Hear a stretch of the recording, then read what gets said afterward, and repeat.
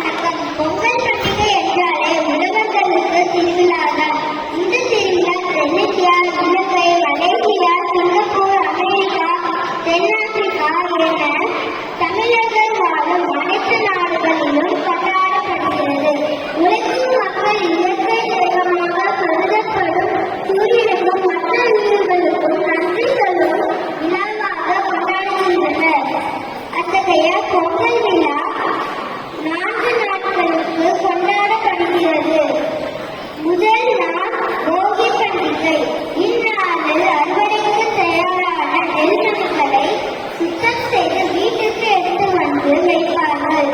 வீட்டில் உள்ள பழைய பொருட்களில் இருந்து வீட்டினை சுத்தம் செய்து போகி பண்டிகையை கொண்டாடுவார்கள். இரண்டாம் நாள் தைப்பொங்கலிருந்து சூரியன் உதிக்கும் நேரத்தில் நன்றி தெரிவிக்கும் விதமாக கால்நடைகளை அலங்கரித்து வழிபடுவர். 4ஆம் நாள் காணும் பொங்கல். இந்த பண்டிகை அன்று உறவினர் மற்றும் பெரியவர்களை சந்தித்து ஆசி பெறுதல் அல்லது சுற்றுலா தலங்களுக்கு சென்று அனைவரும் மகிழ்ச்சியாக காணும் பொங்கலை கொண்டாடுவர்.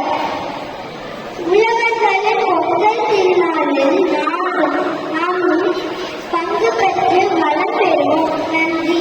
இனிய பொங்கல் நல்வாழ்வு. नमस्ते। तमिलनाडु का मसूरी त्योहार।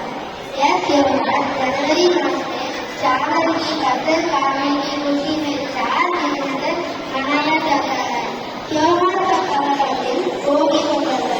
इस दिन लोग वर्ष के देवता इंद्र की पूजा करते हैं क्योंकि वर्ष के कारण की फसल होती है। दूसरा दिन सूर्य पोंगल है। लोग उस दिन सूर्य देवता की पूजा करते हैं।